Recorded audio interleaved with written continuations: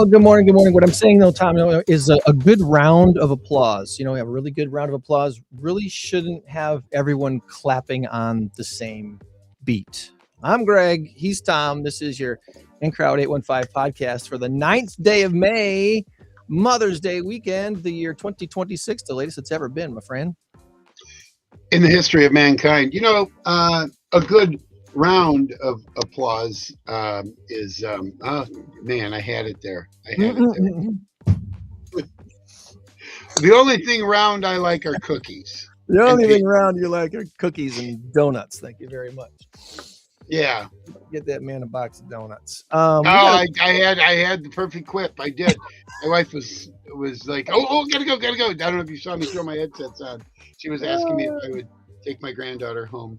Anyway, good round of applause. Applause is always good. Yeah. Why do they call it a round of applause anyway? Why do they people call it in a straight line clapping? Wouldn't it be a straight of applause? I don't know. How about a figure eight of applause? Would a figure eight of applause be very emotional? That would be great. Yeah. I don't know. I think we might have a good show, and maybe even a great show for you. And it's starting out with a bang right now. So hanging out. We have actually 4 big guests for you today. That's something I don't think we've ever done. Not since we had a 2-hour show back on WROK radio back in the day. Remember that? Oh yeah. I remember that. In fact, we were a 2-hour show when we first started, and then they cut it back to an hour. Yes, which I was perfectly happy with. That's fine with that. But we were a 2-hour show back when we started back in 2013 on 1440 WROK radio. And we made those 2 hours hum, baby. We had a lot of fun on Saturday mornings with 2 hours. We had Joanne in every week. Well, it wasn't Joanne at the first. It was, I don't remember the gal's name, but it was a mixed bag. It was... I think her name was Andrea, but Joanne quickly took over that spot for Paws Humane Society, and then became a part of our Saturday morning collection. Joanne, if you're watching, we miss you. We love you. Yes, she was amazing. It still amazes me how long she lasted being on this show with us, putting up with. Yeah, and it was fun. It was really fun. It's amazing. We got some things to take care of before we get to our guests, so let's do this first.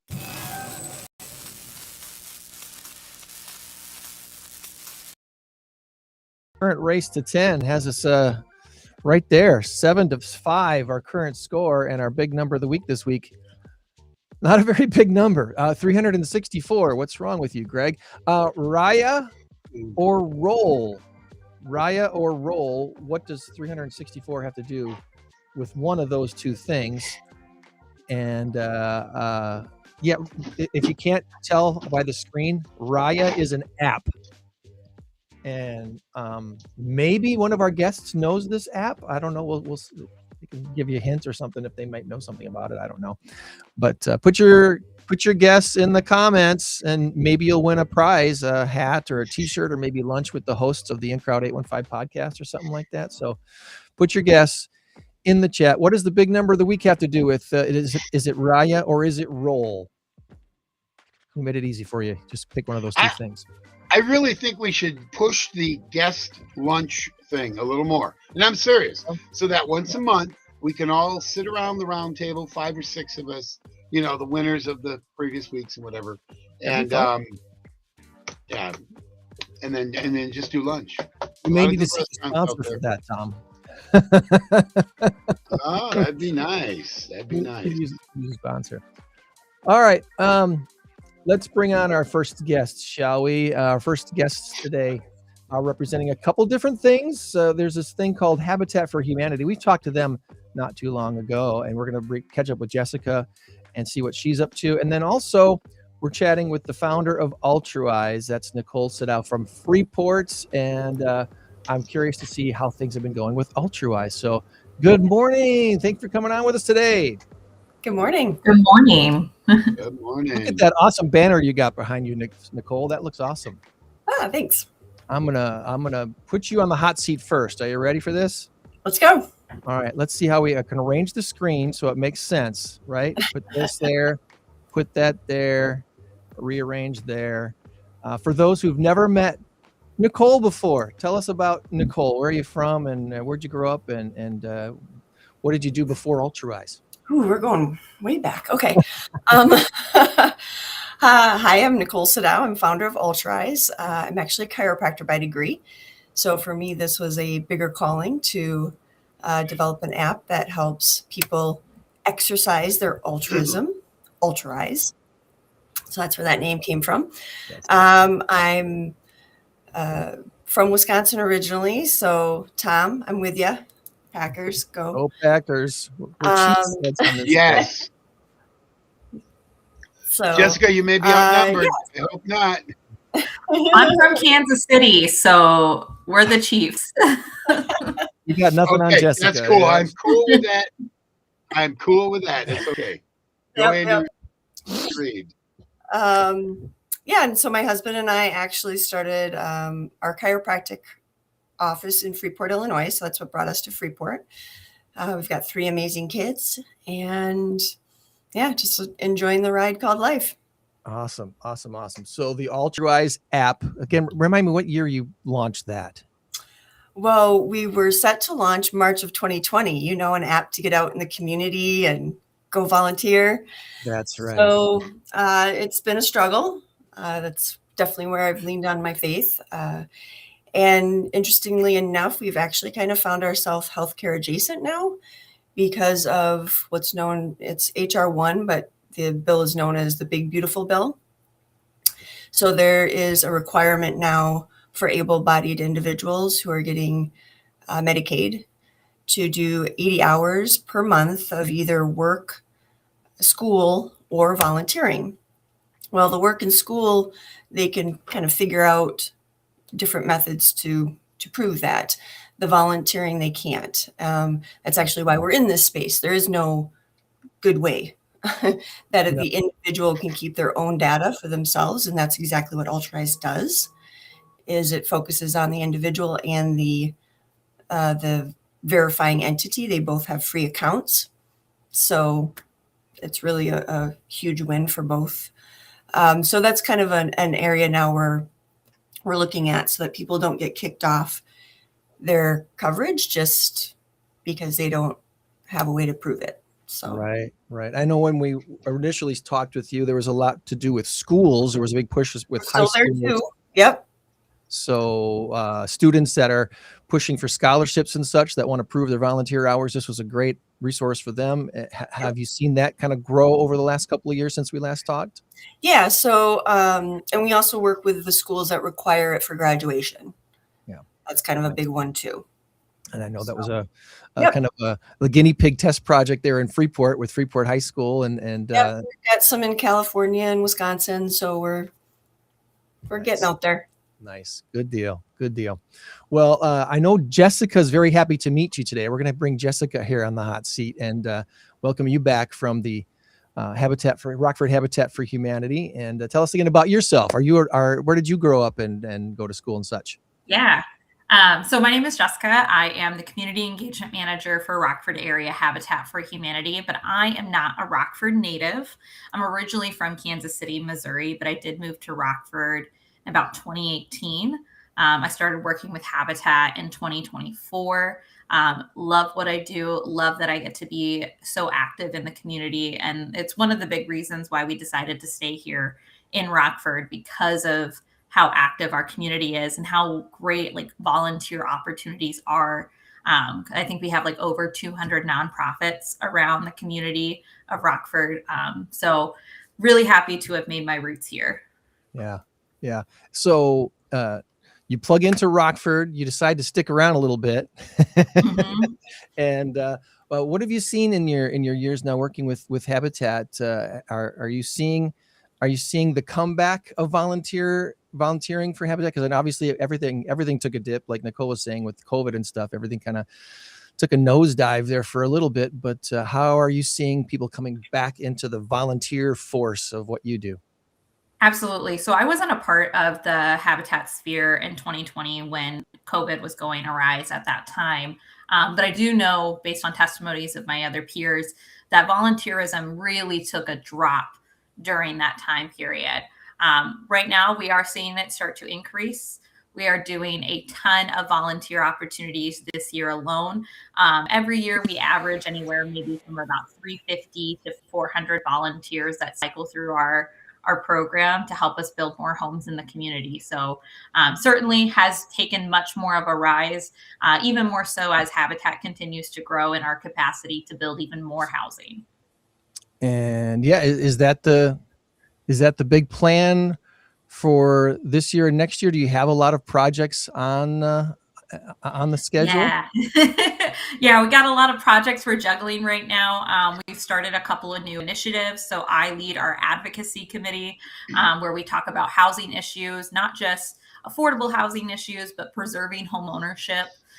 So topics like property tax lien sales and property tax assessments. We've also started Habitat Young Professionals, which is a networking group for individuals 40 years and younger, but also just like a volunteer group in general to help us with fundraising efforts, event planning, and even some specialty build days to come out onto the site with just our core group of hype volunteers at that point too. This year, we're hoping to build at least 5 houses. So we currently are building right behind Auburn High School's football field and a subdivision we call Emerson Estates. We previously purchased 31 different lots over there, and we continue to build on all those lots until homes have been built. So that's really exciting. Perhaps the most looming project that we have right now is actually our remodel of our Rockford Restore. So our Rockford Restore, it's our secondhand build goods store. So anything from furniture, electrical, appliances, a little bit of jack of all trades. But we are expanding the sales floor. We're moving our warehouse and we're moving all of our affiliate offices over to the Restore. So we're all going to be underneath one roof, which will be really great to have one hub for serving our community. It's a great store. I know Tom and I have both been in that store before, and it's got to be hard to organize a store that is, donation based like that. There's so many every Habitat affiliate kind of does it differently. I think what really makes our Restore different is that we're so intentional with like our departments that we have. More so that we even have like a vintage antique department, which is not very common in a lot of Restores. And we recognize that the community was giving us so much opportunity with these items that we could be a little bit more lucrative with it. Nice. And of course, our volunteers, they really help us do the Tetris game of filling the store up with everything. Well, if somebody wants to plug in and volunteer for Habitat, they obviously, I love your idea of this, the young networking, what did you call it? Hype, Habitat Young Professionals. Habitat Young Professionals. What an awesome idea. Whoever got bonked on the head and that idea came out, that's kudos to them. That's really fun. Yeah, I can't take credit for it. A lot of other affiliates have been doing it, but I'm very excited to get ours started. It's very new, so we're still recruiting a lot of folks. Is that something, Nicole, maybe that you can try? Have you seen like niche volunteer type groups that are sprouting up in the last few years? Is that something that maybe you've seen in the places you've gone and people that you've talked to? Not to this level. So that's really cool. And the first thing, of course, that popped into my mind is something, Greg, that you and I talked about earlier is World Values Day. I'm part of an organization that's truly worldwide. That's one thing COVID was good about, right? Getting online and meeting people from all over. But it's the third Thursday of October, and that Habitat Young Professionals, right? Habitat Young. Yes. Okay. That would be a really cool thing for them to be a part of. I think if you really wanted to like capture and be a part of World Values Day. Absolutely. With that. So yeah, we could chat more about that, but I think that would be a really neat thing. It's a way for us around here to also plug into the world. So the value that they pulled out this year is volunteering. So of course that's near and dear to me. And that's why when you brought up the Habitat Young Professionals for volunteering, I mean, that would be so cool to have like that showcase group on the world stage, if you will. That would be neat. And good news, Yeah, it's I'd not love to till talk more. October. You got time to organize stuff for this. Right. Yeah. Thursday, October 15th, 2026. Join the conversation at #WorldValuesDay. What will you be inspired to do? And I know some people kind of poo-poo the idea of a volunteer day, but you gotta understand it's the spark that has things happen bigger. It's the spark that starts the bigger flame. I guess what I'm trying to say. Just getting people out there, giving a reason to go out and volunteer that one time, that first time. If you can get people to do it once, it's a funny thing about us humans. We tend not to want to do things until we can imagine first in our head what that doing will actually look like and feel like. So if you can get someone out to a work site and swing a hammer and pound a nail and help, put up drywall and whatever it is that you're going to be doing for Habitat for Humanity or whatever organization you volunteer for, now you actually done it. Your muscles and your body has actually done those things, and you actually have the memory of doing it. It changes someone's perspective in a huge way. So no poo-pooing the one-day volunteer ideas. Okay. This is a Well, and in my world, when I say like we work with high schools that require volunteering for graduation, there's some pushback. Like, how do you require volunteering? So I give this very personal example. When I was at UW-Madison getting my degree, I had to take a humanities class. The only thing that fit in my schedule was weight training. So surprise. yeah, I was like, all right, I guess this is what I have to take. They're forcing me to take this, right? Well, fast forward, I really actually enjoyed it, was really good at it, and I've competed in bodybuilding competitions. I never would have done that. Yeah. I mean, that's not something that changed your world, right? Changed your world. Yeah, one. So I view the forced volunteering kind of as that we're not forcing you like to volunteer in one place. Pick where do you want to go? What do you want to do? It's a way to open a door to something new. That's it. So yeah. I think having those requirements are a very good thing. It lets the kids, for example, go and do something different.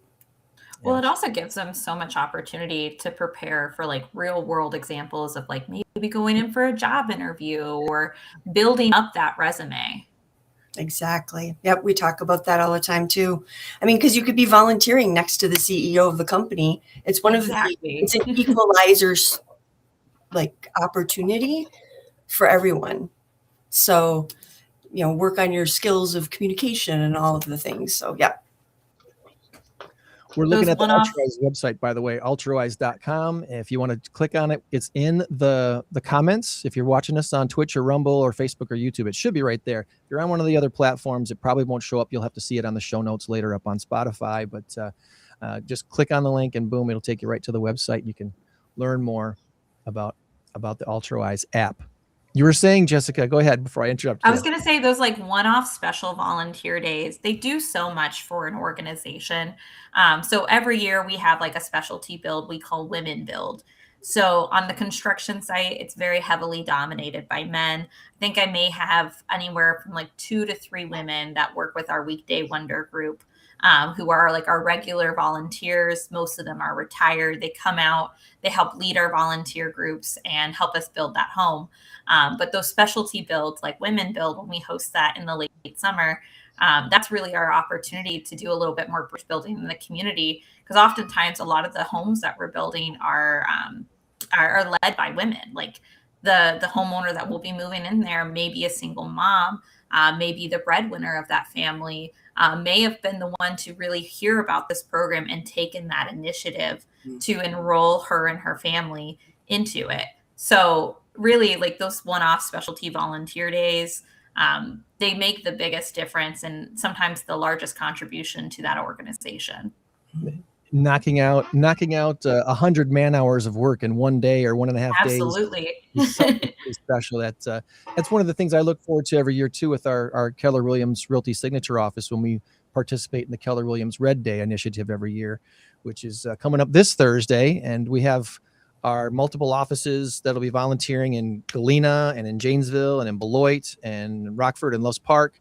and all these different places where we've got a dozen or more agents going to descend on these places and say, here's our hands and feet and, our gloves and our work tools, where do you need us? And obviously they've got stuff organized for us already, and they're ready for us to come and clean things up around landscaping and to do some painting and to do some organizing of donations and such. And it's going to be a big day on Thursday for our annual Red Day. And from that, every year we hear of somebody who falls in love with an organization and just wants to help them out in other ways, and other, either with monetary donations or with further volunteer hours. And that's the reason. That's part of the big reason too, is, hey, you've opened up your eyes to something you hadn't seen before, and now you want to support them in further ways. So, is there anything? I've got the Rockford Habitat website up currently, and I've been kind of going back and forth between the Habitat site and the Altruize site. Nicole, is there something new or anything that you wanted to make sure we share about the app? Other than the World Values Day that you're talking about, is there something about maybe the app that has changed since last we talked with you, or updated, that you want to make sure that we talk about today? I would just kind of want to point out, we've also got the goal setting. So kind of when we talk about us as humans just trying to be better at things, you've got to be intentional about it. And so we do have the goals on there. Even, whether that's the 80-hour requirement goal or the kids that need it for graduation, that's already a piece in the app as well. I do want to just touch on, before I forget, World Values Day does have another, they meet once a month, the third Tuesday of the month. So that's coming up on the 19th.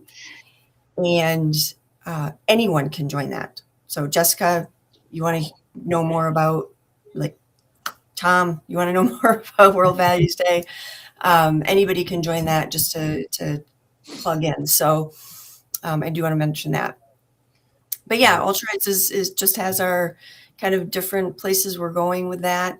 Like I said, the schools were kind of our first area, healthcare adjacent now. But we can certainly help out with any businesses that are trying to bring that into their employee kind of benefits, or just their culture. We're here to be the tool to help you put teeth into the volunteering. And what's nice is that the nonprofits, then it's a free app for them, platform to get the data that they need on how many exactly how many volunteers have they had come through, how many have been unique, how many hours are each of them getting. And then we offer a monetary equivalent of the volunteer hour. It's not a number we come up with. It's right around, I think the volunteer hour is worth about $34 and change right now. So it's really nice for that volunteer to see a monetary connection, so that they know that, well, I just stuffed the envelopes, but they built the building. Well, no, you did the work too. That was money that was brought in to get the materials to buy so it helps give positive feedback that way too. Nice. I bet you can see this benefiting your organization, Jessica, as you're looking at this. You're Absolutely. Like, hey, this is yeah, we're juggling in between CRMs at the moment. And so this is very intriguing to me, especially with an upcoming construction volunteer year. Well, and we are not here to replace your CRM. Like, we're the tool just to help the back end. Absolutely, so there's plenty of platforms that already take care of the signing up piece. We're the only one that takes care of the did they show up piece and verification of that. So that's our side of it. That's cool. And is there anything else that we did not ask you about this morning that you wanted to make sure we plugged before we move on with some trivia with Tom and our next couple of guests here? Yeah, I don't have a set date yet, but likely with the new upcoming construction year, we'll possibly have an upcoming application cycle for individuals interested in applying for our 0% interest mortgage loan for one of our homes. I don't have too much information about that yet, but again, if you visit our website at rockfordhabitat.org, you can put yourself on that communications list to be notified when those applications open up exactly. Awesome. Did I miss anything, Tom? How did we do it? Do you feel educated on Habitat and Altruize all at the same I give time? you all an A. I give you all an A+. And the reason I haven't said much is because I think I'm behind again. For some reason, when we have multiple guests, I end up behind. But now that I'm talking, let me just say one thing regarding Habitat. When my wife and I are working on anything in the house, well, we need such and such. Oh, well, let's hit Habitat for Humanity. We go there first. That's the one thing that I wanted to share, is that I can't tell you, we fixed up our basement. We put a couple of rooms down there. I have so many doors, so many wood frames. What's the stuff around the frame called? Molding strip or whatever, door frames. Stuff. I have bought a wash machine there. I mean, the list is endless. I try to make it at least a once every 2 week trip, even if now it's miles and miles away from my house. I live on the northwest side over by off of Halstead by Northtown Mall. It's way out there by Cherryville Mall. So it's one of those things where it's not just well, let's get in the car and run over there. Sometimes we do, but for it's a long trip, and I'll usually plan to stop in there when I'm out in that area. So I just wanted to put in a plug for that. So anyway, thank you for that. And then the every time you shop thing. Yeah, I mean, and it's a twofold reason. One, I get a good deal on something, and two, it helps a very, very good cause. So. Yeah, it's often worth the trip because you're going to save so much money on the stuff, and then there's a certain joy you get finding something you need at the restore. It's like, okay, this is, and I a couple weeks ago, I remember I called over there because I was looking for something very specific, and they're like, sorry, I don't know that we have what you're looking for, but you can come and take a look and see if it's here. And it was something door related, and I was like, well, they had the doors, but I only needed pieces of a door, and it was like, well, I'm not going to be taking stuff off a door. I'll have to get something new this time. But I was really surprised and delightfully surprised at just how many different things were at the restore and how many areas. I mean, there was a whole shelving unit full of like ceiling fans. You need a ceiling fan for your house? You're probably going to find it at the restore. Just check all the stuff there. Make sure you got all the pieces, obviously. But what a great resource that it is. So, all right. Now that we've triggered any other thoughts, anything else that you wanted to add before we go into trivia? I'm good. All right. We are going to stop sharing our screen here with the website, and we are going to try and see if this is going to work. Hold on to your hats, everybody. I have no idea if this is going to work. Let's give it a shot.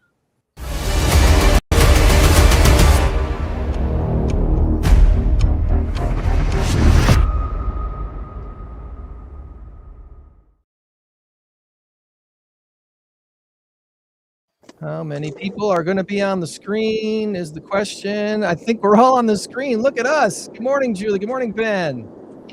Morning. Look at that. Tom, can you believe it?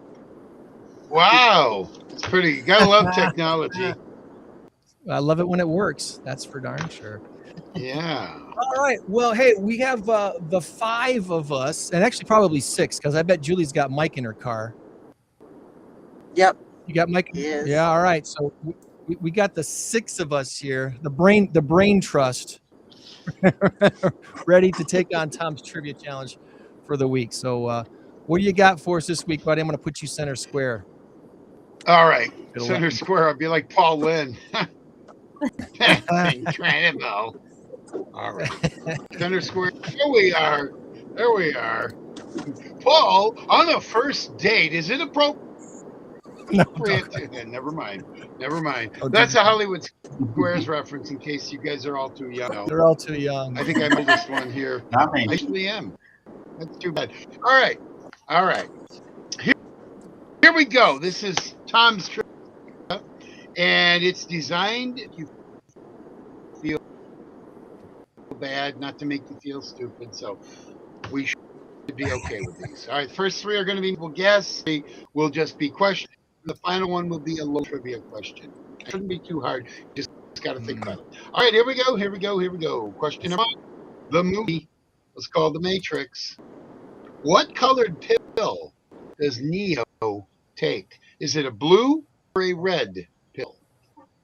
Once again, in the movie The Matrix, no. what colored pill does Neo take? Is it blue or is it red? I just watched this again like a week and a half ago, and I still can't remember which one he takes. I'm going to be honest. I don't think I remember watching The Matrix. I've heard of that scene. I think it's red. I'm going to say blue. I'm gonna say red. I think red. Red. I think red. Red. Yeah. All right. I think the majority of us are going with red. I'm pretty sure the Reds are outnumbering the Blues. The answer is red. Okay. All right. Are we on a real delay? What was the question? Here? We are, aren't we? Okay. Do you want to go Repeal- back, not knowing anything, or do you want to go forward? What's that? The question for Neo basically was: do you want to go back to not knowing anything, or do you want to? I'm sorry, I missed that.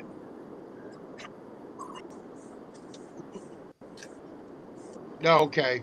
Oh, that's what the impetus for the red pill was, right? Okay. Anyway, as far as the blue pill, that's for late at night when he gets home from work. Yeah, never mind. That's highly inappropriate. Sorry. Okay, here we go. Here we go. Who was the first person? This is Nobel Prize. Who was the first person to be awarded two, not one, but two Nobel Prizes? Was it Albert Einstein or Marie Curie? Once again, who was the first person to be awarded two Nobel Peace Prizes, or prizes, not peace prizes, two Nobel Prizes? Was it Albert Einstein or Marie Curie? Albert? I would lean toward Albert because he did so many different things. Yeah, I'm gonna lean towards Albert. Well, this particular person discovered radium and polonium. It was a she. Her name was. I was the same. Right on. I'm so sorry. Womp womp womp. That's an interesting. Yep. Pitting them. And two remember, against she each other, did this in because the Einstein did so early 1900s, and then. Yeah, but Einstein got popular in the 20s, 30s, 10s, 20s, 30s, whatever. Marie Curie won hers. Was she the first woman as well? Yeah, delay is just crazy. Yeah, she was. She was. First woman and the first to win too. All right, measurements. What is the unit of measurement for the speed and movement and direction of a computer mouse? Is it Whoa, that's a Mickey odd one. I didn't know. or there was a different GIF? one. Mickey or Well, a GIF? is it a Mickey or a GIF? I want it to be a Mickey really bad because that's cute. I think It'd be Mickey funny would if it was make Mickey sense Mouse. because, like, you know, it's a mouse. Yeah, let's go with. Maybe that's how Mickey Mouse got his name. Mickey, Tom. It's got to be Mickey. Yeah.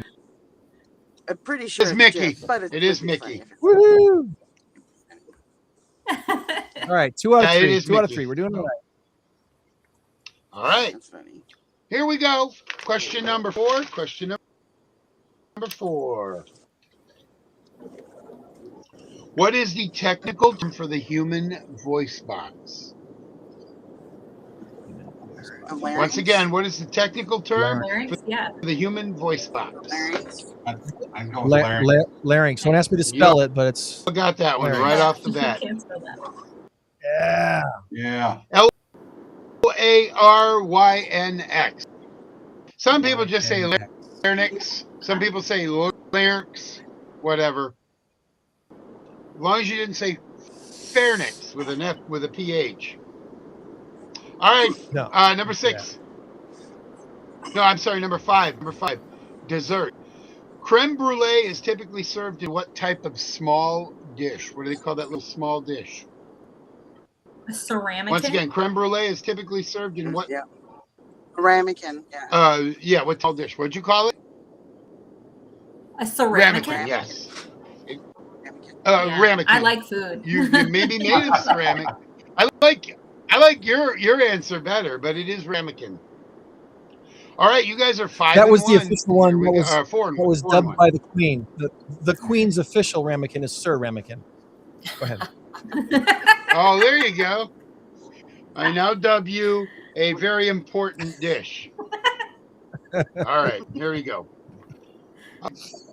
Number 6, translation. What Russian term means universal sailor? Once again, what Russian term means universal sailor? This one you may want to think Russian terms and, you know. I don't Is know. it Maybe possibly that something doesn't to do with their space program, like cosmonaut or something like that? Would that be a universal sailor? Oh, good one. Does Are that? pirates Russian? I can neither deny. I don't know why, nor but every part of me is accept like, or a pirate? What is the? I don't know. Cosmonaut's the only thing that's coming to mind is that maybe that has something to do with Oh, universal. yeah, that sailor. one's a tough one. I'm sorry. What did you like that say, one. Greg? What did you say, Greg? Cosmonaut. Oh, there you go. There you go. You got it. I'm not going to let you talk yourself out of it. You got it. Cosmonaut is the answer. All right. All right. We are down to the final one. You're going to go with 6 and 1 or 5 and 2. Here we go. It is a local trivia, so this will not apply to some of you here.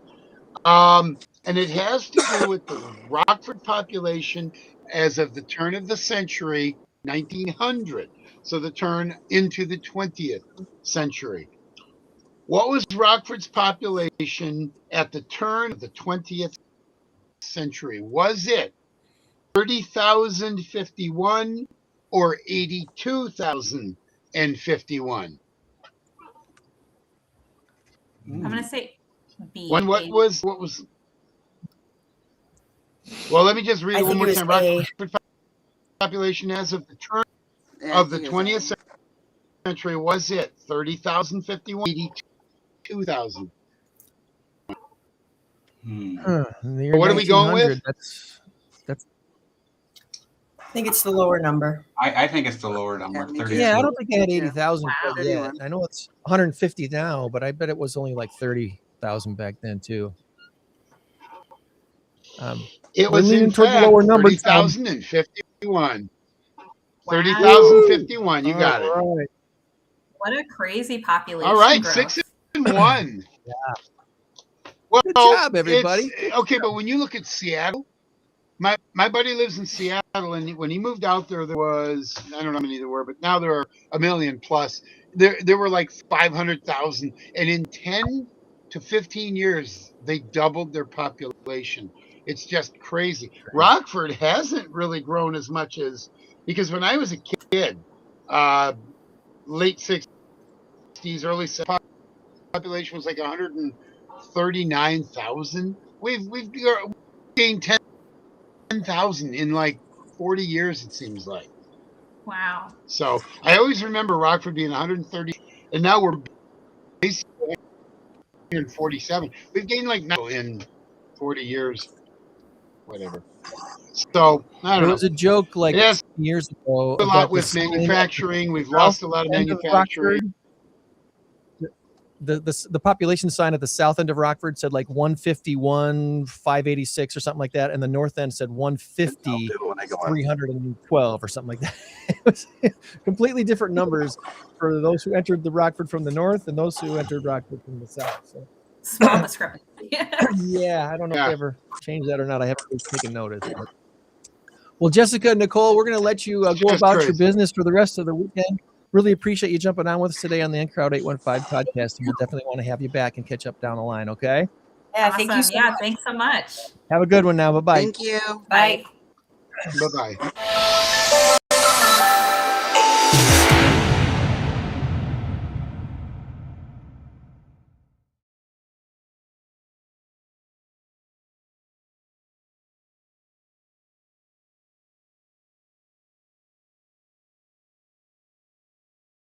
Here we go. There we go. Hi. Technology. But it Hello. basically worked. It did. Gave us a little bit of a fit, but not completely. So Welcome back to the In Crowd 815 podcast. Is this your first time, Ben? I know you've had your organization on before. Yeah, this is my first time, so be nice. But your first time. Hey, look at that. 6 out of 7 on our trivia today. So there we go. You were a big help with that. And Julie, it has been a while as well since I think we've had either you or Mike on the podcast. It's been a hot minute. Yep. Hi. Where are you off to today, Julie? The shop, of course. We don't open until 9. So you're on your way to the shop. Okay. I didn't know if there was. I couldn't remember if there was a special event for you guys today, or there is this afternoon. Yep. Okay. This afternoon there is. It's always a special event at Fresh Printz. Don't you know? Don't you know? Well, for people that don't know, Mike and Julie Borowicz, owners of Fresh Printz, let's give the background. Where did you guys grow up? Where's your where did you go to school and such in the world of Mike and Julie? Talk to him. Sorry, he's driving. He grew up. I'm pretty sure there's a law against this somewhere. So he grew up in like Bolingbrook area. I'm from the Chicagoland area, so. And I grew up in Tennessee and Virginia. You're a Tennessee and Virginia gal. I've been here way too long. Okay. Did you have an accent back in the day? Yes, I did. And if I go back there to visit my family, say y'all a lot. Mike, I come back with one. I still y'all. Say a few words. You can hear it occasionally, but not that often. Okay. I don't. It's funny. I've never asked you about that, so I really don't know. I know I do have a friend from the past who moved down to Tennessee, and immediately picked up the accent and had never lived there before in her life. It's very easy. It's kind of funny. If I go there without Mike, I come back with it. I just talk to my family for about an hour and I get it. Nice. So what brought you to the State Line area? What was the catalyst that brought you to Belvedere, Rockford, Loves Park area? He worked in Elk Grove Village, and it was faster for him to get back and forth to work from here than it was from Berwyn. Nice. So commute.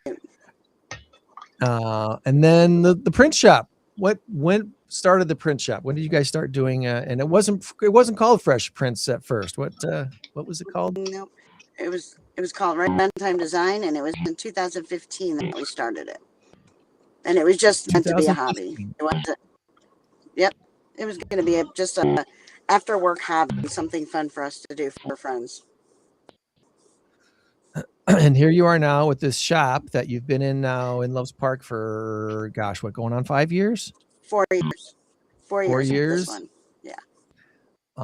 And Right On Time Design is a thing of the past now. The Fresh Printz idea. How did that do? Do you remember how that idea came to you? Because I think that's brilliant. I love your name. Okay, don't tell Mike that because it was all his idea.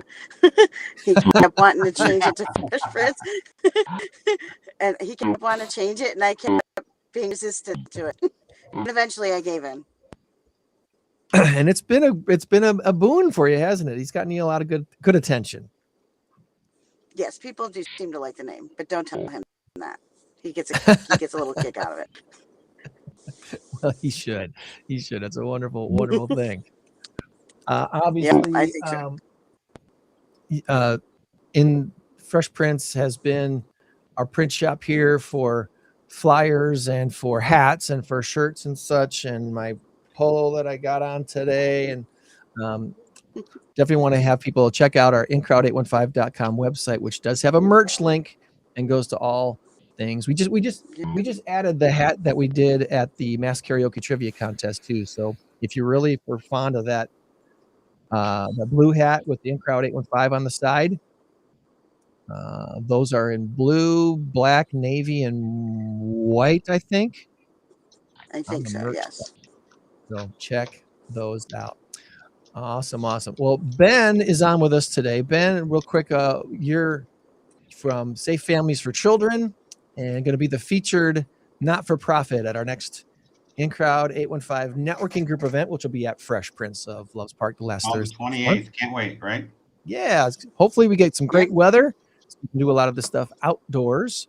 Yes. But tell us about yourself, Ben. Are you a native Rockfordian, or where did you grow up and go to school? I'm a transplant. So I grew up in central Illinois in the Peoria area and went to college up in Kankakee at Olivet Nazarene University, and then started working at small colleges, coaching soccer, ironically.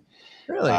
Yeah. So moved around. That's a low paying job, but a lot of fun. And you know, they hire and fire coaches, you know, with the changing of the wind. And I landed in Rockford for a job coaching collegiately at Rockford University, and really decided to get out of that. And you know, I think it's just so organic that after coaching college soccer, you become a pastor.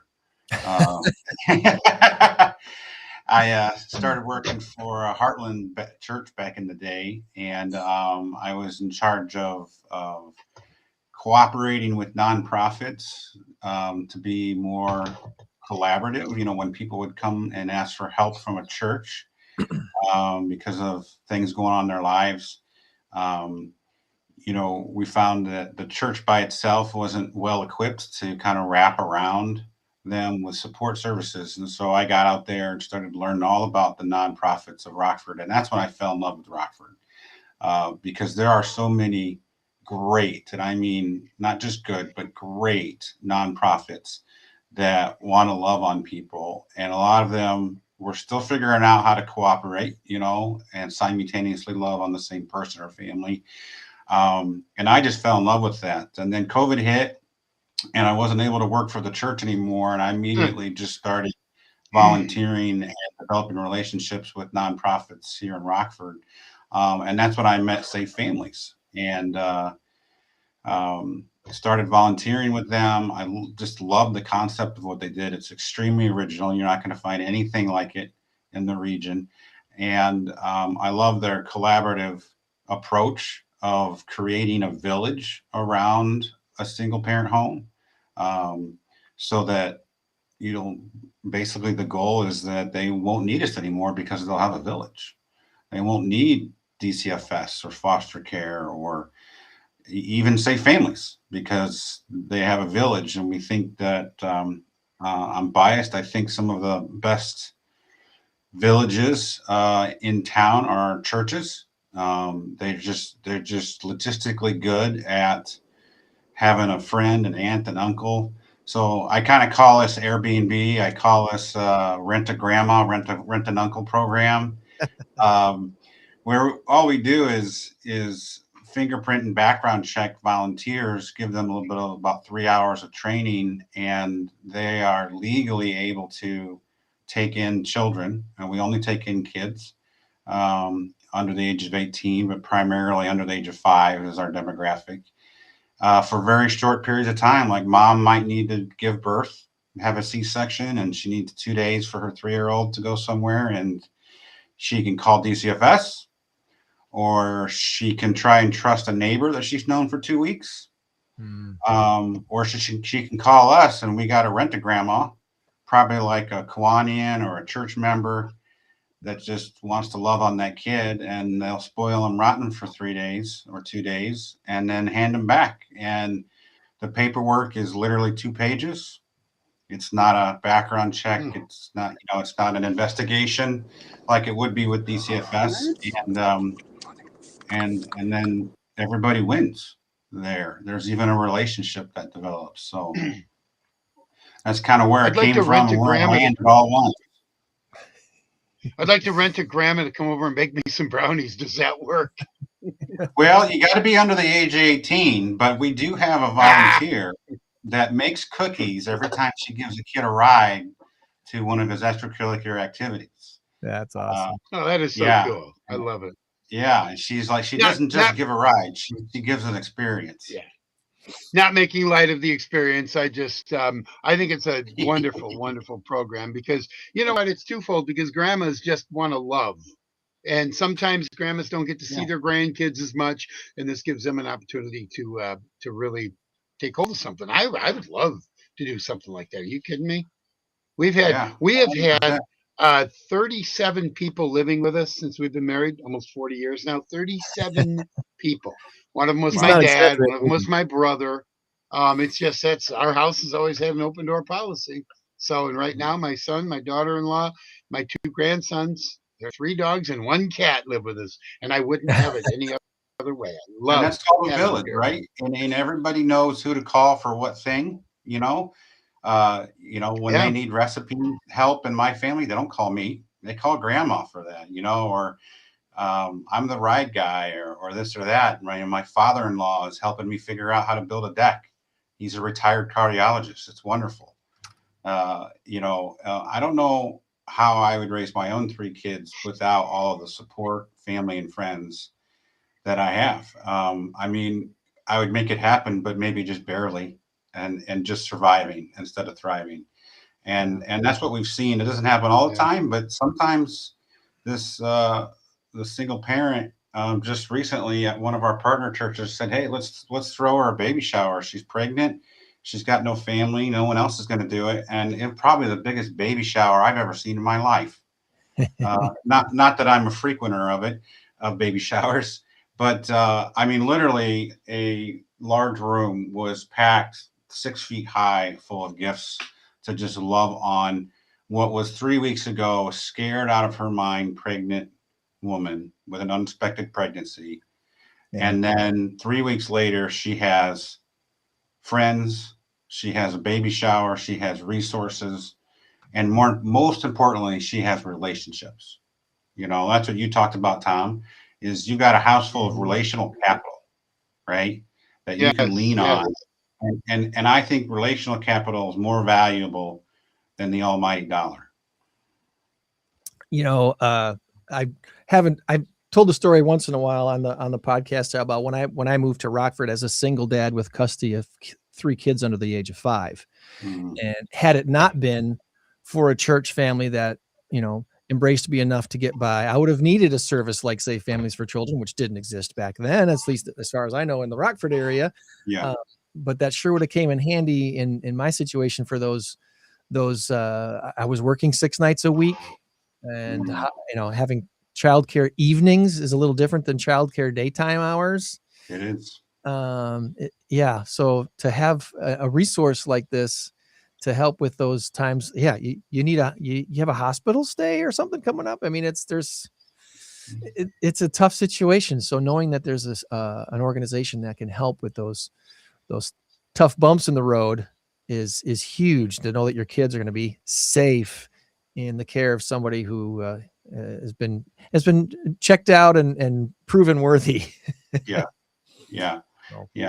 And it's equally valuable to the volunteer.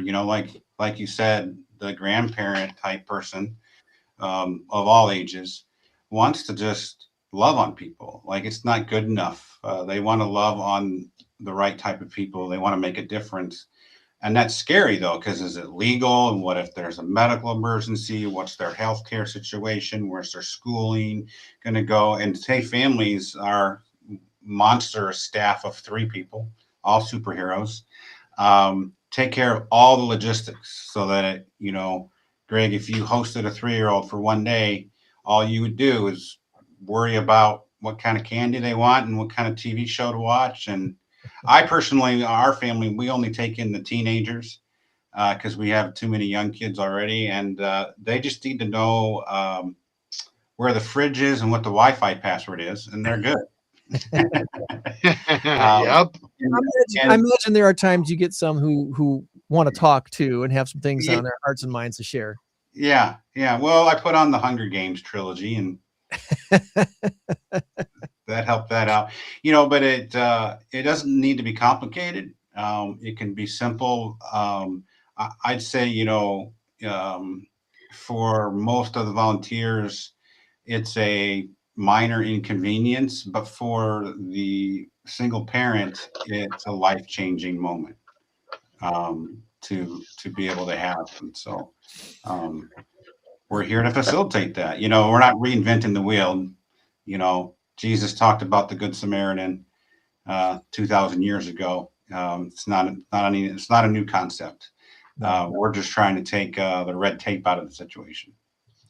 I look back at those couple of years, especially the first year that I moved to Rockford and had no family here, and had it not been for the Mossbrook and Anderson families, I don't know what I would have done. I don't know how I would have survived that transition that took me probably 8 to 12 months of settling into Rockford. I'd been working here already, but I had never had to try to figure out a way to care for my 3 kids while I worked, and all that logistics of things.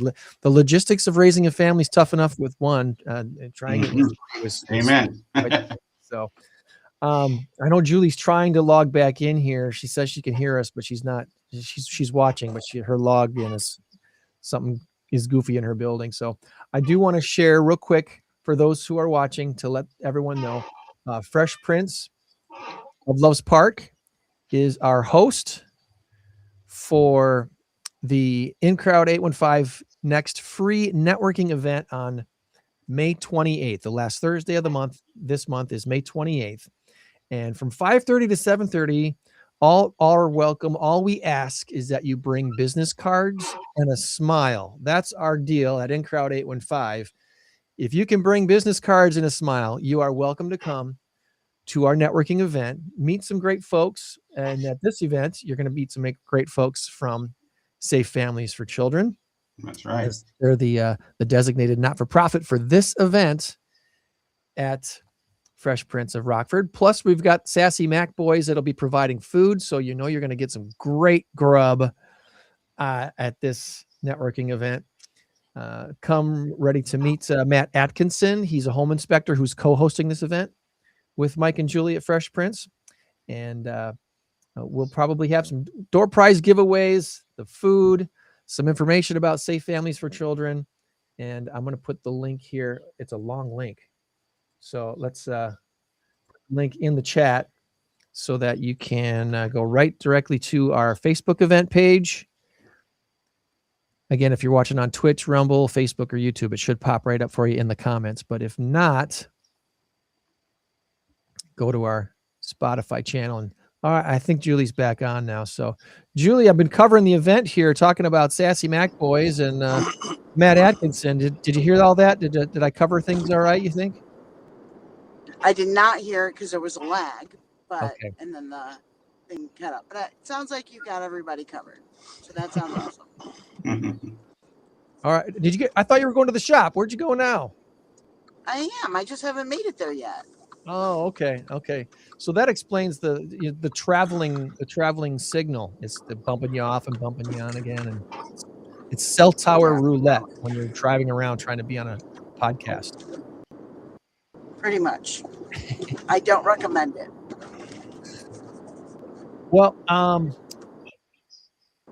again, Thursday night, May 28th is the event, 5:30 to 7:30. What are your normal hours at Fresh Printz? When are you actually open that people can come and meet with you and decide if they're going to need your services for printing shirts or hats or flyers or signs? You got all the stuff. What's a good time to come in and meet with you guys?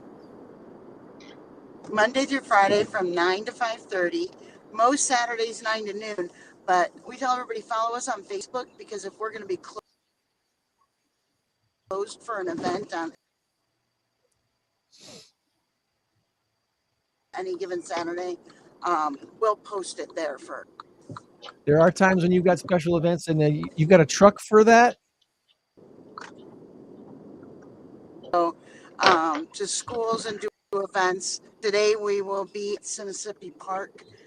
They're having a musical induction, I think, of sort. And the band Ripped is going to be playing with The Mother's Day. it's a Mother's Day concert kind of series thing. And they're going to have Rock and Roll Institute there. And there's another band, I forgot their name, but then Rip is the headliner tonight. So if you haven't seen Rip, check them out. They only play every couple of years. Awesome band. Yep. So this is all at Mississippi Band Shell today. Correct. What time does that start? 2:45, 2:30, 2:45. Somewhere around there. Yeah. Okay. All right. So hopefully it looks like the weather's going to be decent for something outdoors. So it should be a good time out there at Mississippi Music Show. Should be cool. So you're printing, you're doing shirts on site? Yes. Mm-hmm. If an organization wanted to doing have it you guys for come Rick. out and We'll do also have shirts some- on site, what does that look like? What is that, you know, like logistics and cost involved or something like that? Well, they would contact us first to make sure that we're available, and then a lot of times when we do things like this, it's more us giving back than them paying us.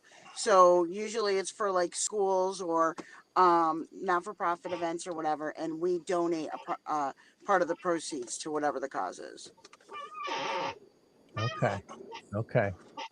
So if your organization is doing an event this summer or in the fall and you want to have shirts done on site during the event, that's a possibility. You might want to talk to Fresh Printz and see if there's that date's available on their calendar.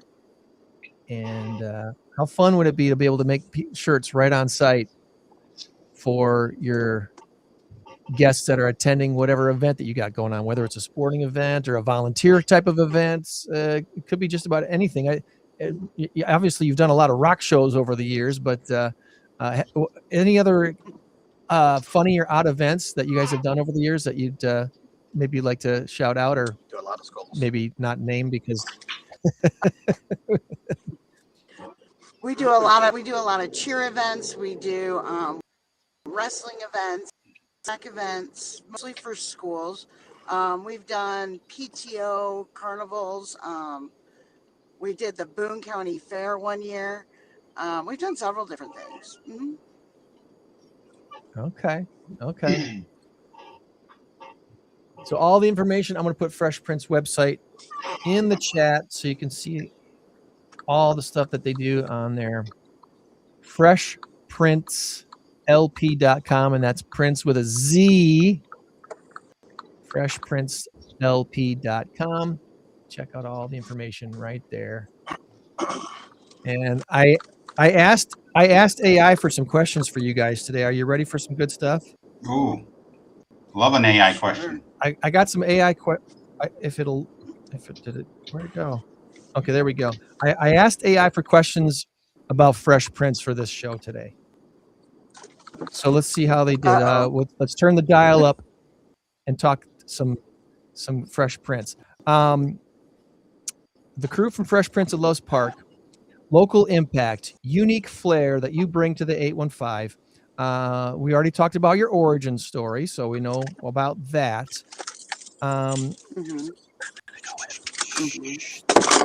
We're all about the 815, of course, here. Besides in-crowd 815 stuff, what's the coolest or most unique project you've ever printed for a Rockford area organization that really captured the spirit of our community? Is there an organization or project that you've done in the last few years that you're like, that one was really neat, and I remember that one for different reasons? I don't know if I'm supposed to talk about it, but I can talk about one that we did for the group over. It's actually on our Facebook page. They had special guest Pete Davidson, and we embroidered a jacket for him that had him. It has like a picture of him, like the Coronado in the background that said Pete Davidson and a bunch of stuff. It was a very stitch heavy thing. It took like 3 hours to make it. Came out really cool, but it is on our Facebook, so you could probably pull it up. I remember you talking about that. I do remember you talking about that. That's cool. And as far as the funny or odd questions for you guys today, I lost your camera, but I think that's because of your connection. Your cell tower by wherever you parked doesn't support video, It's okay. Julie. You sound like a chipmunk again. And I sound like a chipmunk again. Yes, you do. All right, we'll do one more funny one here. every job has its hazards, and of course, in the printing industry, that comes with ink. What's the weirdest place you've ever found a stray ink smudge at the end of a long shift, like elbows, forehead, maybe your confused pet bird? What? Julie's Try got a lot that of one birds. again. I'm curious, has ink ever ended up on your bird? Oh, my bird. Oh, my bird. They go all over, but they love to on my head, especially if I have my hair.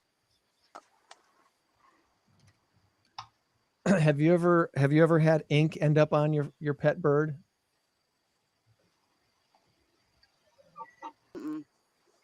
16. Hello. Wow. That's a lot of birds. Alfred Hitchcock would be proud. No. I was Not trying crazy. to find the picture talking about with Pete Davidson. I know I don't remember if it was in the photo section or what, but if you want to go to Fresh Prince of Lowe's Park on their Facebook page, you'll see all kinds of work that they've done over the years and the different things that they're able to do. So check out Fresh Prince of Lowe's Park on Facebook. And of course, our event again is coming up on May 28th. Our next In Crowd 815 free networking event, 5:30 to 7:30. Now you sound better, but I don't sound better because your camera's not working. All right, Julie, I know you got a lot going on, so I guess we'll let you go and finish up with Ben. All right. Now I cannot hear you if you're saying anything. we'll let Julie go and switch back over to our wrap up things with Ben at Safe Families for Children. Is there opportunities for people to volunteer besides hosting children with Safe Families for Children? Are there other things people can do to help you guys? You nailed it. That's our number one question. Opening up your home is a big ask. Let's be honest about that. And that's a certain calling. And so those people that do feel that way, it's easy to find them, because, they stick out a little bit. But yes, to answer your question, 100%. Think of the village that you grew up in. Greg, in your story you shared, you could probably go down and list 12 to 20 things that those families helped you with during that season, that year that you were first in Rockford with your kids and working jobs and shifts and stuff, rides. We have a text chain. We modernized with one of those texting systems.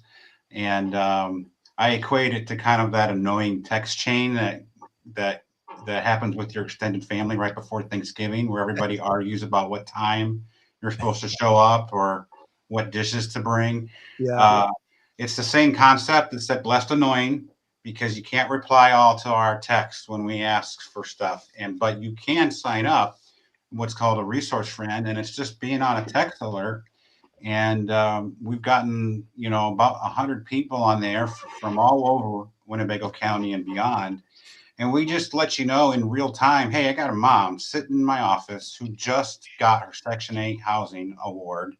And she is going from one box on a couch to a whole house. And we want to help love on her with a coffee table or a pack and play, maybe some diapers, who knows what, like what. And it goes out in real time and you could reply in real time.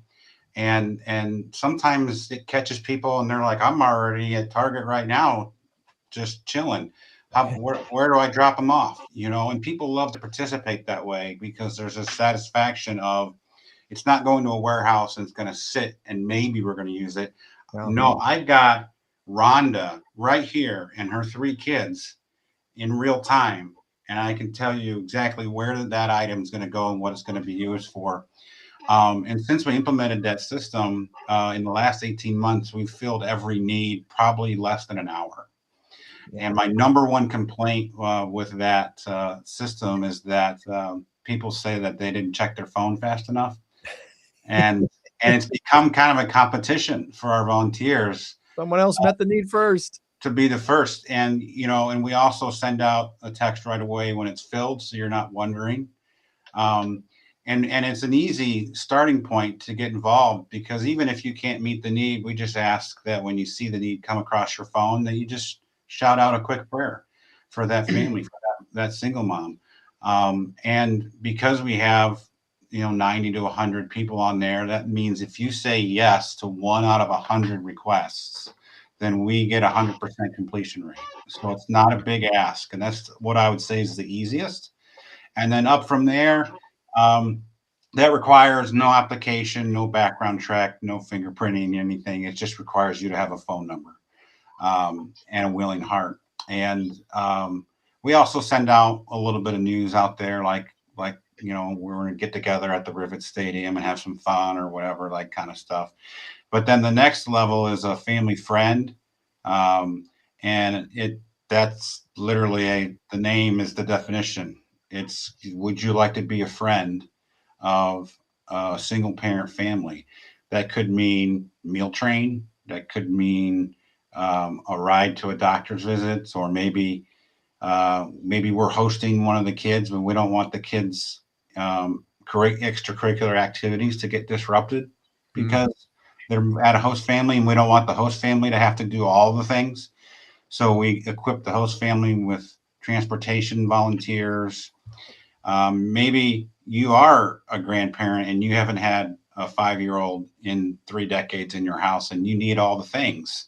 Well, we got an army that'll just deliver it to your door so that you're not paying out of pocket for all those things. Family friends sometimes just have coffee. I mean, sometimes you just need to vent as a parent to another parent and say, my kids are crazy.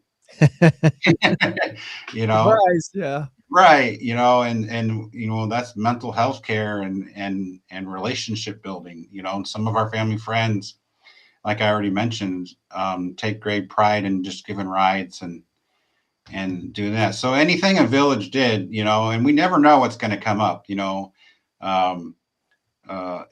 it's a family situation, and it could be, who knows, we might need to come out and set up a swing set that someone donated, right? It could be, What's that? Yeah, anything you can think of that happens in a village, and that's quite a list. So I would say, bare minimum, you reach out to us, let us know who you are, and we'll get you at least on the newsletter or the text chain, and you'll start to learn more about us and how you can get involved.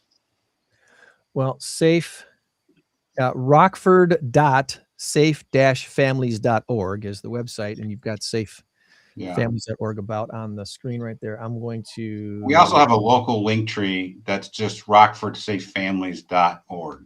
Yeah, that's one I'm going to put in the chat right now, so that one pops in there, so you can go right to the local office, not the national one, but the local office there, rockford.safe-families.org, and get more information about how maybe you can help out some whether it's helping directly with kids or indirectly with the stuff, just well some said. of the stuff. So well said, right? Awesome. If somebody wanted to donate, there's a donate button on here as well. If you're not able to donate time and volunteer, throw a few bucks. We have a generous foundation right now that's matching all the donations up to $20,000. So it's a good time to donate if you want to see the impact. So if you donate $20, we actually get a check for 40. This is the screen I just brought up, but I got to hit Claire's share. There we go. Program Assist. Initiative of the Stevenson Nursing Center Foundation committed up to $20,000 in matching funds. So every dollar donated turns into 2 right now. So love that. Love that. Love that. So want to learn more, come out and meet the Safe Families for Children folks as they join us again May 28th at Fresh Prince of Lowe's Park for our monthly In Crowd 815 free networking group event. Is there anything that we did not ask you about today, Ben, that you wanted to make sure we give a plug before we let you go about your weekend? I just want to warn you that we're a quirky group and we're highly relational. You know, so if you like to do transactional giving and you don't want to talk to anyone, you might not like us. We like to get to know you. We like to make jokes. We like to be a family unit ourselves. So just want to give fair warning to you. Well, I knew that because our number one fan here at InCrowd 815 podcast is Lynn Winmacher. Yes. And so when Lynn decided that she was going to help organize your team for the last Mass Karaoke Trivia Contest, which ended up winning $1,000. Yes. Yeah. Great trivia team, and was really close with the karaoke as well. You guys were in the running for the grand prize. Yeah. So congratulations to Safe Families for Children for winning $1,000 trivia prize at the last event, which I will tell you, one of the teams that were playing right next to you guys really thought they were going to win that trivia prize. And they were a little bit shocked that you guys beat them. So kudos to you guys, and we hope that we'll see you again October 1st when we do this again with an $8,000 grand prize. Thanks to Medicare 411. Shout out to Tracy and the awesome Medicare 411 folks again for sponsoring our next Mass Karaoke Trivia Contest. October 1st, $8,000 grand prize. And again, with secondary prizes for the top scoring karaoke team that doesn't win the grand prize and the top scoring trivia team that doesn't win the grand prize. So going to be a lot of fun back at Tabala on October 1st. And hopefully we'll see you all there again as well, Ben. And this Thursday, on the Thursday, May 28th at Fresh Printz. Especially if we have Linda advocating for us. She's awesome. She's one of our resource volunteers. She's always quick on the gun. Sometimes our team takes bets when we send out a resource need via text. We're like, do you think it'll be Linda? Do you think it'll be under 60 seconds? And a lot of times all that boils down to is technology. How fast does it get to her? Right. Right. So, well, buddy, we appreciate you spending time with us here on a Saturday morning, and hope you have a great rest of your weekend. Hey, thank you so much. It's good being here. All right. Bye for now. One.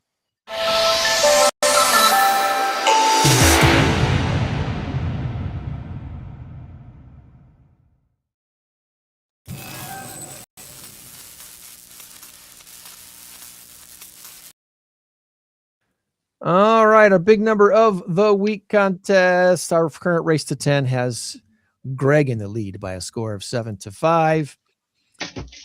And this week's big number isn't that big. Sorry, I hyped it up, and it's not that big. 364. It should be called it's kind of a small number this week. the relatively big. It's 364. So that's one short of a year, but that has nothing to do with the big number of the week. Have you heard the story about this Raya app? Raya, Raya app? I have not. This is one of those cultural things. 25 million people are on the waiting list to be a part of the Raya app, which costs $25 a month to be a part of. Why are 25 million people on the waiting list for an app? So the Raya app is a dating app for good on paper hotties. Good on paper hotties. That's what the article says. Good on paper hotties. So according to Wired, some people who are good at lying. that's kind of what I assume here. That could be true. That's very possible. Yeah, $1 million, and well, I'm 6'3", and I'm got a svelte body. Of course, it does describe me, doesn't it? That just describes Tom. Wired found there's people that have been waiting as long as 7 years to shoot their shot within the exclusive dating pool known as Raya. It includes celebrities like Dakota Fanning and Ben Affleck, allegedly. I don't know if that's true, though. Yeah, okay. Prospective members need an invite from an existing member in order to apply. And then after that, well, it doesn't seem anyone's too sure. It's unclear what the trick is to getting in there, if there is a trick. But with up to 100,000 new applicants every month, an 8% acceptance rate. If you're not accepted, don't take it too personally.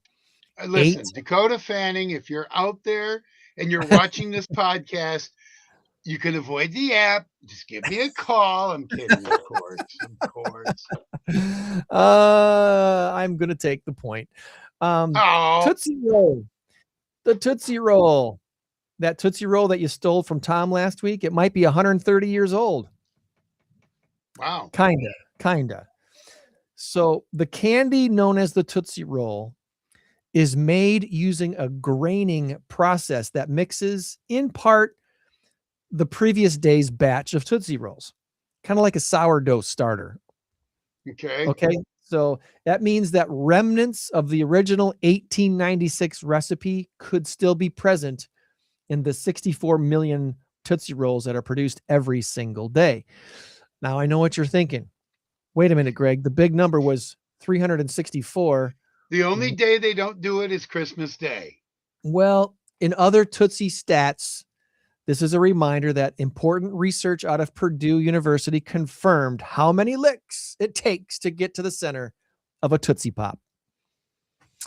364 licks. A Tootsie Pop is not a Tootsie Roll. But it's the Tootsie Roll Company. I am protesting once again. I'll be Vulking Veda after this. I'll be Vulking Veda after the show, so you can. You'll be Vulking Veda. You can vine right. to me Well, I am over text messages later.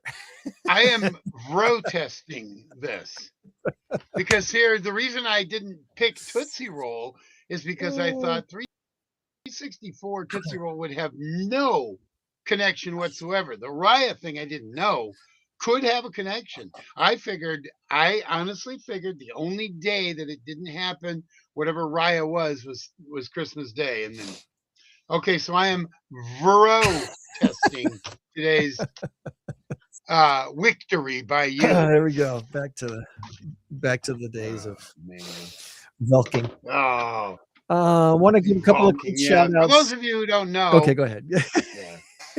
Well, for those of you who don't know, Greg had a thing one day. He called it Vulking or something else that started with a V. And the Vulking was actually walking. Had it been walking, I may have. So, Greg, perfect. Once again. God almighty. Come on now. Now, small. That's all right. I'm not really that upset over it, but I'm just giving Greg a hard time. I am checking my feed here. Did I get bumped off of Facebook? Oh no, it's still there.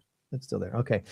Couple of quick shout outs this week. I wanted to shout out to the Rockford Rotary Club, which meets at the Veterans Memorial Hall every Thursday from noon to 1. They've got a great Rotary Club over there, and they're looking for initiatives to encourage younger people to join their membership of Rockford Rotary. So if you've ever wondered about what it takes and what it means to be a Rotarian, I highly encourage you to go visit them on a Thursday from noon to 1. They offer a nice light lunch. I think it's $12 for a little lunch if you want to have lunch with them.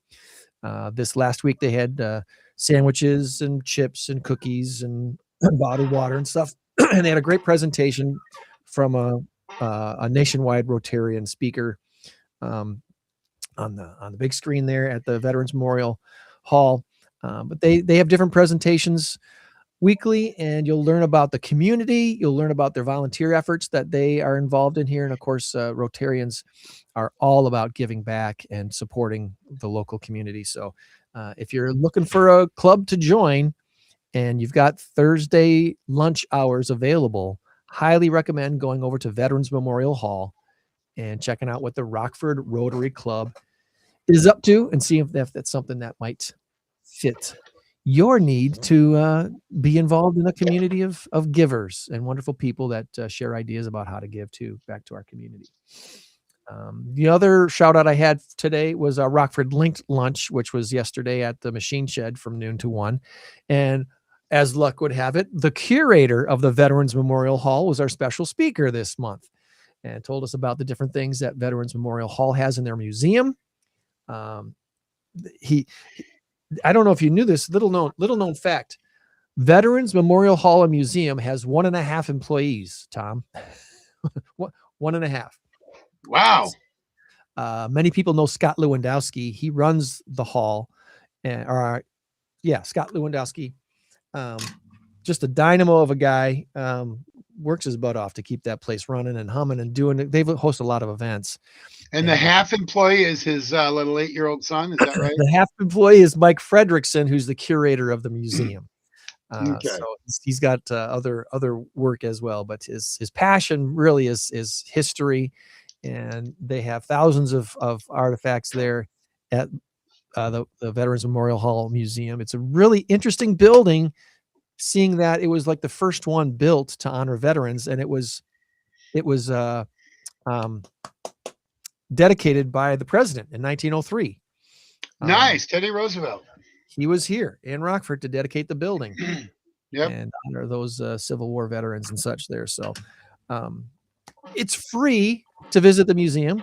They're open, I believe, Tuesday through Friday, 9 to 5, and then Monday by appointment or weekends by different special events. So check out the Veterans Memorial Hall. And if you could what is the term? Kill two birds with one stone. Go to a Rotary Club meeting on Thursdays at noon, and while you're there, check out the museum. How about that? I don't kill any birds, just so you know. I only eat dead birds, like chicken. Chicken. It's the only dead bird I'll eat. Those are my shout outs for the week. I think that's gonna wrap things up for our stuff. Next week, we're going to be visiting with the Alpine Kiwanis Club and the STATELINE Nurses Network. They got some big things coming up this summer, so we're going to catch up with Alpine Kiwanis and STATELINE Nurses Network. Love the Alpine Kiwanis. I love the brats. Brat days are so awesome. Yeah. And from being at the radio station, you remember every time the Alpine Kiwanis thing came around, so did the fair circuit. Now, it seems like it might be a little early this year for the brat days. Because the fair circuit, we would always get those big cream puffs at the radio station. You remember those? Yes. Those big, giant cream puffs. Oh, my God. We'd have 6 or 8 of them left in the fridge. And I was always there at odd hours. Sometimes I'd be there in the afternoon. And I'd go to the fridge. And, oh, my God, there's like 8 of them. I'd eat 2 of them. Then people would be like, who ate all the cream puffs? I believe it was that guy. It was that guy right there to my left. That would be you, Greg. Left. Yeah. There we are. I'd have one. I'd have one. I don't. I'm of the camp that says the cream puffs are overrated. I'm sorry. That's just how I feel. You and 7 other people in the entire world believe that. So you also believe the Earth is flat? Is that right? We can talk about that off the air. No, Wisconsin State Fair, it's a big deal every year up there too. And it's like, I'd rather have something else. I'd rather have something else. Nope. I'll take the cream puff any day. According to when they're at the radio station, they cost probably $6.50 when you buy one at the fair. So according to Viper GK 1878, it's July 10th and 11th for the brat days. So okay. Yeah. There we go. So we're not doing the brat days next week. It's not next weekend or anything. No. We just got to promote it next weekend because. Okay, very good. Now I am up to speed. Sometimes that's one of the you got to things. knock me in the head. Well, that's one of the things I remind people when I invite them onto the podcast. Once upon a time, when we were on the radio, it was top of mind awareness stuff. So when we were on WROK on Saturday mornings live, and people were only listening live, they weren't listening to the show later. You wanted to promote that weekend's and next weekend's stuff.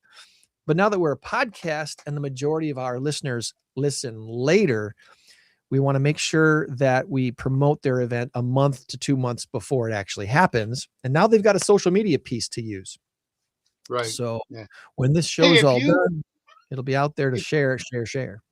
If the offer was on the table to go back to the radio station so we could do our thing from 8 to 9 or 7 to whatever. Would you jump on that, or would we keep doing it this way? I think our agent Scott Boris would be called, and we'd find out what we can get. Yeah. Hey, we might get like $75 a show. Hey, Scott Boris is pretty good. It would take some real strong convincing to go back now, because this has become such a fun thing. And look at us. It's currently 9:30 as we record this right now on Saturday morning. We've gone an hour and a half instead of an hour. We had 4 guests on instead of 1. We couldn't do that on the radio. It would have been a different deal. So No, I know, but we could do both. I would love to get back into the radio station because I was on the Eagle for a while. It was on Q98.5 for a while, and then of course I had the sports show before you and I did our thing. I would love to go back and do that on a Saturday. Even if we could Sundays combine were the fun two, too. maybe Yeah, if we could that's combine what the I'm two, saying. it'd be pretty cool. That's what I'm saying. We could do both. You know, we could. This comment popped in during trivia. I got a feeling that Sarah might be related to Ben. What was your first clue? yeah, and so give them a little You're conversation. biased. Yeah. Nicely Just a done on little. the YouTube channel this I morning. love it. So I love it. anyway, one last plug for InCrowd 815, the website. Again, thanks to Fresh Printz for jumping on with us today and promoting their event on May 28th.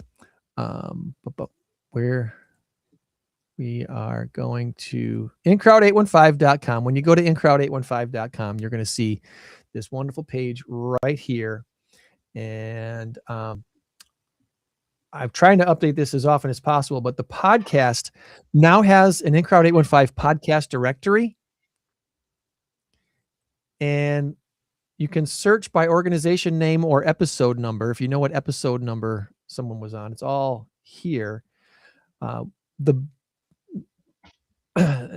These aren't numbered, but I believe we're up to 123 different organizations that have been on the podcast so far, and there's roughly 200 here in the 815 area. So we're still about 70-ish more to go before we get almost all. There's no way we're going to get 100%. I already know that. But if we could get past 90, 95%, I think that'd be pretty awesome.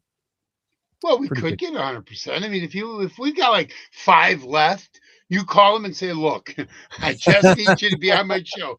10 minutes is all I need. You get All I'm free asking. exposure." So InCrowd 815 again has .com, has all of the organizations that have been on so far. And on the homepage, there's a link to our merch site, which the merch site, again, is connected with Fresh Printz of Lowe's Park. Your purchase of merch on the merch site really does help us do this podcast. We do have expenses related to the podcast itself, including the platform that we're on. So any help, we are not a not-for-profit, which is kind of ironic in some people's eyes. We are a for-profit business, so if you will, but we're not really in it to make a bunch of money.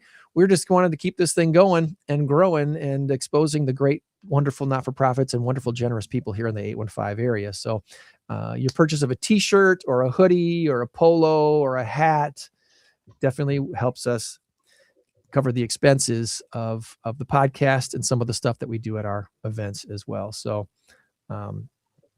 probably the favorite hat right now is the InCrowd 815 6-panel trucker hat, which is the one that all of the team captains got at the last Mass Karaoke Trivia Contest. They all got one of these hats. And if you don't want it in royal blue, too bad. This one only comes in royal blue. But it does come in 3 different sizes if you'd rather want to do the small, medium, or large. So there you go. There you go. All right. That should do it, I believe, buddy. Are you ready to go out and enjoy your weekend? No, I'm ready to talk to you off the air for 5 minutes if you can. I got All right. a couple things I wanted to talk to you about. Nothing that the listeners couldn't hear. It's like breakfast plans and a few other things I needed to share. Listeners don't care about. The Well, listeners are like, well, yeah, we do. Go ahead. well, tomorrow is Mother's Day, so shout out to moms out there. My mother-in-law Joan, my mom Sally. Happy Mom's Day. Thank you for being moms. Thank you for doing. Yeah, I what met you your do. mom. I Yes, met your mom, and of course, I've met your mother-in-law many times. But I met your mom at your housewarming party, and wearing cowboy boots, right? wearing She was cowboy wearing boots. cowboy boots. You're making her fashion statement. That's right. Yeah, that's right. She seemed cool. I didn't She really likes her get a sparkles. chance to. Yeah, met your dad too. I think I'd met your dad one other time though. So I that was believe cool. so. He got a kick out of meeting you. You're like a star to him. You know, you're a Oh, co-host. of a really? podcast. So yeah, you're Yeah, you're like it may you're be a like bit of an overstatement, but hey, you're like meeting Brett Favre or something. You know, it's really cool. yeah, Brett Favre. Although now he wouldn't remember anything. Well, that's possible. Did I play for the Packers? Oh, okay. Yeah, He's no, been I'm posting- not making light of anything. Brett Favre, I believe, has Parkinson's, and I'm a huge Brett Favre fan. I always have been. He used to drive me nuts. I'm like Mike Holmgren, it's like Brett. No. Don't- Yes. Yeah, but he would take him to the side. He goes, you know what? Don't do that ever again. But I threw a touchdown pass. Yeah, I know. Just quit giving me heart attacks. It was so comical. He's been posting a lot more lately. Is it Facebook? I've been seeing Brett Favre post a lot more stuff in the last few months. So he's getting socially active, social media active and stuff. If you want to track him down. Hey, one of these days, maybe in the near future, I may be changing my background. Ooh. This is a lot of blends and a lot of contrast and a lot of this and a lot of that. I may scale it back just a little bit. No, but you're not becoming a Cowboys fan, right? No, the Packer stuff will still be center. Oh, yeah. Well, of course, it can't be center because I'm in the center, so it's right there. Right? I have more trouble with this whole mirror. Well, whatever. Right there, Green Bay Packers stuff. A few of my favorite things. Huskies, NIU Huskies. Yeah. Anyway. It's a good backdrop so far. But hey, if you want to make some changes, upgrades are fun. Updates are fine. Yeah, well, it'll be good. It'll be good. And I may go back. All I have to do is turn my computer this way, and then I would have that as my backdrop. And but anyway. All right. But I'm thinking about doing something over on that side. It'll be a mystery. We'll see it when we see it. We'll see All it right, when we friends. see it. Remember, off air for a couple minutes, right? Off there for the couple minutes. Remember, you change the world when you help one person. So be a blessing to someone every day this week. We'll try to do the same and meet you back here next week for another In Crowd 815 podcast. Goodbye, everybody. Bye-bye. 815 In Crowd. 815 In Crowd. 815 In Crowd. 815